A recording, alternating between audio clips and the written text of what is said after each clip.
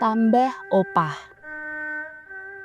Sepurane Mbah, anggone kanca-kanca ngabari panjenengan kepetung dadak. Semantane Januar nalika aku wis lungguh ngadhep wedang kopi ning warunge Ranti. Ora dadi apa Mas Yan. Gek ana perkara apa dene sampeyan sak kanca ngajak rembugan aku. Tambongku. Wis antarane 3 dina iki aku, Januar lan Solikin duwe rancangan. Ucape Mardi gombloh. Rancangan apa, Dik Mardi? Panlesihku. Batinku ana rasa ora kepenak. Ya kene, kanca-kancaku rembugan dhewe lan ora ngajak aku. Wong aku iki sing didadekake pengarepe tukang ojek dalan Protelon teko malah dikabari keri. Kamangka saelingku aku ora nate gawe rugine kanca-kanca jroning glidhik ngojek. Ojo salah tampa Mbah, sing dirembug kanca-kanca diarani wigati ya wigati. Diarani ora wong nyatane gawean ngojek ning Protelon iki pikolehe uga dienteni wong omah. Pratelane Solikin gondrong. Apa kira-kira ana gegayutane karo anggonku oleh lengganan putrine Mbak Manis, garwane Mas Grapyak? Kadesku. Ora ana babar pisan, Mbah. Tur maneh sadurunge kanca-kanca iki gawe paguyuban ojek, sampeyan rak wis mesti ngeterake anake wedok Mbak Manis pendak dheweke tilik bapak ibune 2 minggu pisan. Semantane Januar. Lanjur apa sing do dirembug? Ngene Mbah, menawa aku wong telu iki kinaran lancang ya sepurane. Kalane iki senajan rega bensin kena diarani mudhun, ning nyatane rega beras lan rega gas rak ya ora gelem melu mudhun to Mbah.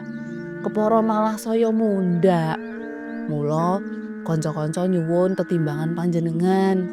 Kepriye saumpama opah ngojek iki diundhakake uga. Jlentrehe Mardi gombloh. Oh, genahe njaluk tambah opah, ngono to? Ya ngono kuwi Mbah, sing tak karepake wong telu. Muga-muga panjenengan nyengkuyung Mbah. Saute Solihin. Lah pancen awake dhewe wong 4 kuwi glidhik kanggo golek sandang pangan. Menawa reregan sandang pangan mundhak, wis sak mestine yen wong sing glidhik mau njaluk tambah opah. Ujarku. Dadi panjenengan sarujuk lan nyengkuyung Mbah? Pitakone Januar. Sarujuk, nanging nganggo tatanan sing ora gawe abot lan lungane penumpang. Bolo-bolo duwe penemu opah mundhak ojek saka Protelon kene diundhakake 50%. Piye Mbah? Ujare Januar. Walah, teko akeh timen mundhake. Tambongku. Sepisan iki ngarepake riyaya Idul Fitri. Pawadan liyane meh kabeh reregan mundhak ndeder. Senajan bensin wis mudhun 200 repes. Pengen oleh tambah opah ya kena-kena wae. Ning aja akeh-akeh. Tur gelemo sampeyan kabeh mengu ngiwonengen. Mengu ngiwonengen sing jenengan karepke piye, Mbah? Sing tak karepake kuwi padha bisa nyawang kahanan. Saiki kahanane jaman wis ora kaya wektu-wektu kepungkur. Yen jenenge pit motor kuwi durung akeh wong duwe. Halah saiki prasasat saben omah duwe motor. Tur kadang ora mung siji. Halah yen anggone awake dhewe njaluk tambah opah keladuk akeh, ra yo pilih nelpon wae sing nang omah. Njur kon mapak. Lah nyatane Pak Kades sampean kae Wis duwe mobil, anake isih ajeg lengganan ojek jenengan. Ngono lho, Mbah. Yen langgananku iki siji critane. Siji kepriye? Solihin nambung. Kuwi ngono ra, tambah opahku wektu aku dadi kadere Mas Grapyak nalika macung pilkades kepungkur. Genahe piye, Mbah? Mardi ndesek. Aku banjur cerita. Rikala Mas Grapyak macung pilkades, aku disroyo minangka kader. Jroning patemonku nalika semono, Mas Grapyak mujar menawa RW-ku sing kapantha dadi 10 RT kang saben RT rata-rata gunggung pemilihe ana wong 120. Bisa menehi swara 90% setithike, aku bakal diparingi bonus tambah opah kehe 1 yuta repes. Kasembatan, Mbah? Takone Mardi. Embuh, RW-ku sing milih Mas Grapyak genep 90% apa ora? Sing genah dheweke menang. Lah panjenengan sida diwenehi tambah opah 1 yuta apa ora? Jujur, aku oleh tambah opah, malah ora mung 1 yuta kuwi wae. Njur oleh tambah opah apa maneh, Mbah? Jenengan dijak besanan po? Ora. Aku oleh tambah opah minangka pangojeke Novi saka terminal bis kono saksuwene dheweke kuliah ana Malang. Dadi intine panjenengan ora sarujuk menawa opah ojekan diundhakake 50%. Njur pira, Mbah, sing pantes? Solihin takon. Yen panemuku diundhakake 20% wae. Wah, ora nutut, Mbah. Kanggo nyiter reregan sing bendina mundhak. Mardi celuluk. Kanggo dimen ora kawistara mundhake 50%, menawa penumpange mau nggawa gawan, koper, tas lan sak panunggalane sing bobote 10 kilo nganti 20 kilo, tambah opahe diwuwuhi 20% maneh. Dene menawa gawane penumpang luwih saka 20 kilo, dimen dirembug sing ngojek karo penumpange. Aku nyoba aweh panemu. Tetelune sarujuk. Bebarengan karo kuwi, Novi mudhun saka bis jurusan Pacitan. Ora nganggo rembugan apa-apa. Novi njur nyingklak ojekku nuli enggal ngajak budal mulih. Tekaku karo Novi wis dipapak ibune kanthi dandanan pantes disawang. Dasar rupane ayu. Kepetung isih ibu muda. Wong umure wae durung ana 30 taun. Novi mudhun. Rekane aku enggal cengkelak bali menyang posku. Ujug-ujug aku krungu suarane Mas Grapyak nyandhet lakuku. Aku dingendikani supaya melu penataran sing diadani Dinas Perhubungan magepokan karo usaha angkutan umum. Kula ingkang dipun utus tumut. Aku nambung. Janjane kula nggih kepengin angsal ngilmu ngoten niku, Mbah. Ning pas dinten niku paguyuban kades sak kabupaten enten acara badhe ngadhep anggota dewan nyuwun kawigatosan babagan kabetahane desa sing dereng saged wujud nyata. Mangke sampeyan angsal tambah opah saking panitia.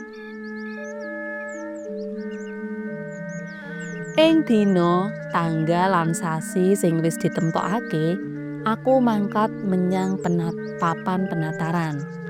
Tekan kantor Dinas Perhubungan sing teka arep ngeloni penataran padha cuwa sakwise maca wara-wara. Unine papan penatarane dipindah menyang ngebel. Sing ora nggawa pit motor, panitia cawis roda 4 kanggo ngusung peserta menyang lokasi. Rene aku nggawa pit motor. Aku ora bareng ning roda 4. Jebul penatarane manggon ning hotel. Sing selawase urip, aku durung nate tak sobo. Ati iki sak temene ora kerasan turu ning kono. Arep bali wis wayah bengi. Kejaba ado saka omah, pasarta penataran ora diolehi mulih. Penataran mung keri sewengi. Atiku nyicil seneng. Kejaba sesuk-esuk jam 09.00 wis penutupan lan oleh bali, kupingku krungu menawa ana peserta wanita sing mabukan menawa nunggang roda papat. Mula wancine rampung penutupan, tak sejo nyedhaki dheweke lan nyoba tawa jasa ojek. Dimen ora ngawis tarani, aku mlipir metu ruang mlebune tamu hotel perangan ngarep. Aku kaget nalika nyumurupi priya lan wanita mlaku gandengan tangan. Wanita kuwi Mbak Manis, garwane Mas Grapyak, kadesku. Mbak Manis? Ora sadar cangkemku ujug-ujug bengok. Loh, Mbah? Dheweke uga katon kaget.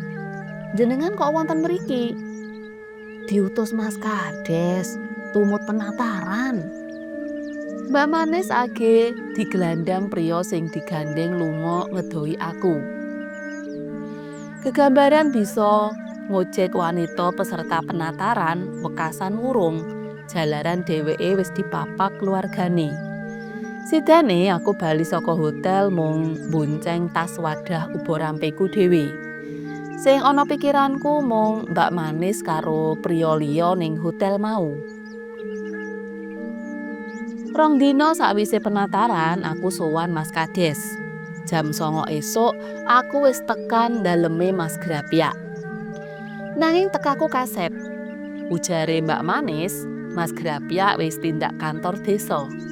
Mula banjur njaluk pamit nedya sumusul Mas Grapyak ing kantor desa. Nanging Mbak Manis akon aku mlebu luwih dhisik, awit arep ngajak omong-omongan. Wose aku dipeseni supaya ora kandha sapa-sapa babagan ketemuku karo dheweke ning hotel Ngebel 2 dina kepungkur. Mbak Manis uga ngulungi dhuwit 1 yuta. Dhuwit napa niki? Pitakonku. Nggih, arta kangge bebungah sampeyan, ujare. Mbak Manis nuli ngadeg nyedhaki aku. Ngener mburi kursi lungguhku, karo tangane blesekake dhuwit menyang kantong klambiku. Mbak Manis ngrangkul aku, nuli ngambung pipiku. Aku ndredeg, ora bisa polah apa-apa nalika gondo sabun adus nyogrok irungku.